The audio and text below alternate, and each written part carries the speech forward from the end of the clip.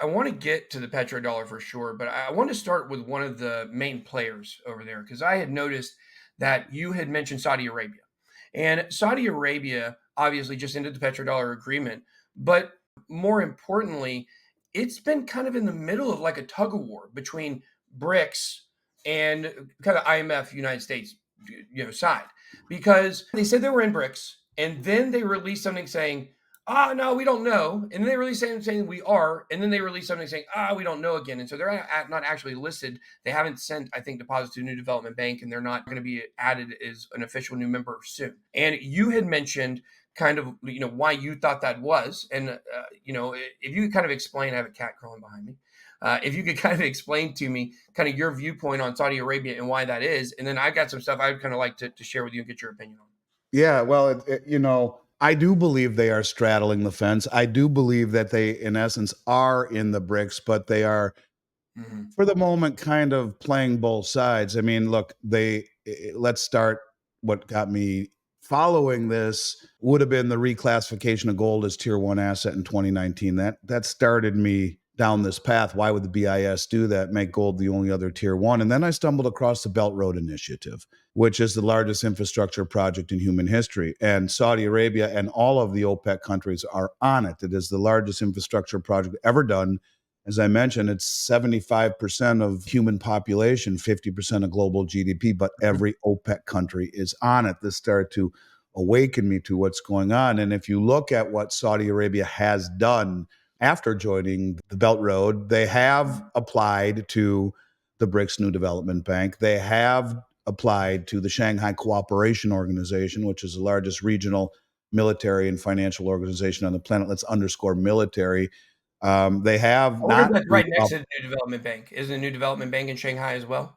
Yes, and in fact, they've also just become full participant in Project Enbridge, which is a big deal and very much tied into the New Development Bank. I think they realize this is a very delicate subject. It's been a long-standing relationship with the West, but when you realize that our lead economic advisor, Jared Bernstein, advocates for losing the petro status, that it's a privilege we can no longer afford. Many of your listeners may have seen this knucklehead try to explain bond purchases or bond sales and money creation on Twitter. It was one of the most embarrassing things I've ever seen. Oh, it's that guy. Oh, That's yeah. Jared Where he was like, Bernstein. He is I the don't lead know, actually. economic. Is that right? He didn't even know what he was talking about. Like you said, they print the dollar. So why does the government even borrow? Well, again,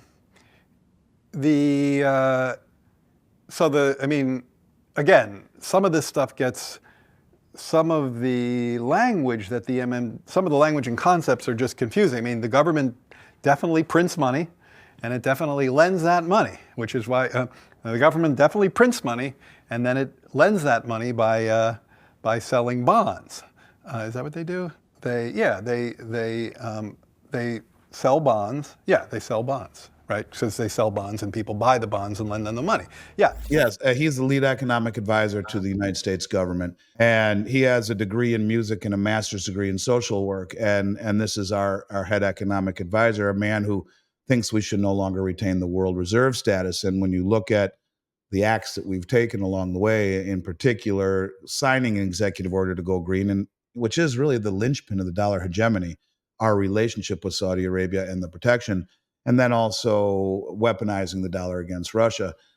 We couldn't take a better position in trying to erode the privilege of being the world reserve. But Saudi Arabia, I understand what you're saying, but if when I look at it, I see them, it is a big deal that they became full participants of the Project Enbridge. And depending upon where you look and read, some will say they are indeed members of the BRICS. They're just not really coming out and making a big deal about it.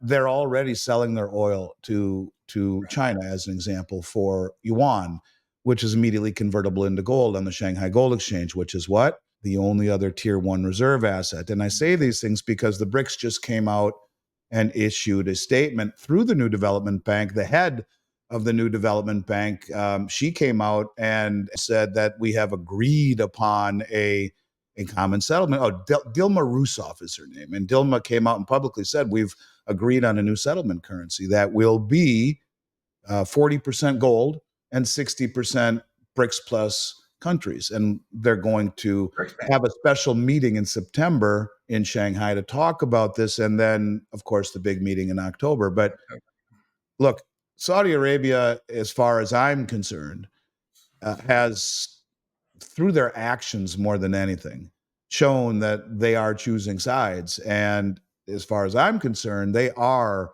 members of the BRICS. They are members of the Shanghai Cooperation Organization. They are members of the Belt Road Initiative and the New Development Bank. And they have made it very clear that they will sell oil for whatever currency they want. The dollar hegemony has been a function of the protection of the Saudi kingdom since 1974. And for that privilege, they would denominate oil exclusively in dollars, as they have for, almost 100% of all oil sales for the last 50 years have been done in US dollars. It also was any excess proceeds are reinvested into US treasuries. And you're seeing Saudi Arabia, amongst other BRICS nations like China and Russia and India, they're all dumping US treasuries and replacing it with commodities like gold and oil, which are being remonetized and revalued as assets worth more than the currencies that purchase them. So yeah, I think Saudi Arabia is certainly hedging and indicating what side they are truly on.